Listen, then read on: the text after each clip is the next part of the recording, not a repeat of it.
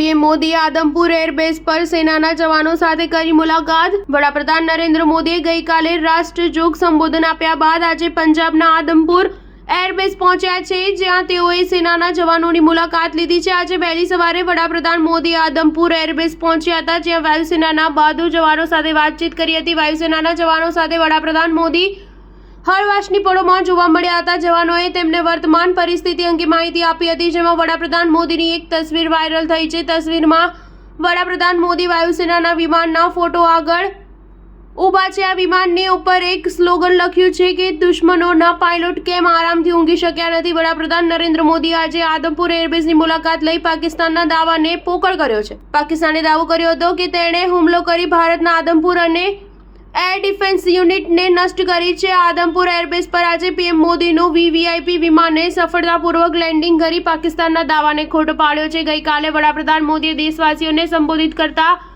સેનાના સાહસના વખાણ કર્યા હતા, તેમજ તેમના સન્માન માટે દેશભરમાં તિરંગા યાત્રા યોજવાની જાહેરાત કરી હતી। પહલગામ આતંકી હુમલા બાદ ભારતીય સેના દ્વારા ઓપરેશન સિંદૂર હાથ ધરી 100 જેટલા આતંકવાદીઓનો સફાયો કરવામાં આવ્યો હતો, જેની જવાબી કાર્યવાહીમાં પાકિસ્તાની સેનાએ ભારત પર મિસાઇલ અને ડ્રોન વડે હુમલા કર્યા હતા, પરંતુ ભારતીય સેનાએ તમામ હુમલાઓને નિષ્ફળ બનાવ્યા હતા। ડીજીએમઓએ ગઈકાલે આપેલી માહિતી અનુસાર પાકિસ્તાન દ્વારા છોડવામાં આવેલી ચીનની મિસાઇલ PL-15 અને તુર્કીના ડ્રોન તોડી પાડવામાં આવ્યા હતા, તેમજ અન્ય નાના મોટા ડ્રોન હુમલાને પણ નિષ્ફળ બનાવવામાં આવ્યા હતા। સ્ટાર ન્યૂઝ 7 હંમેશા સચ્ચાઈની સાથે।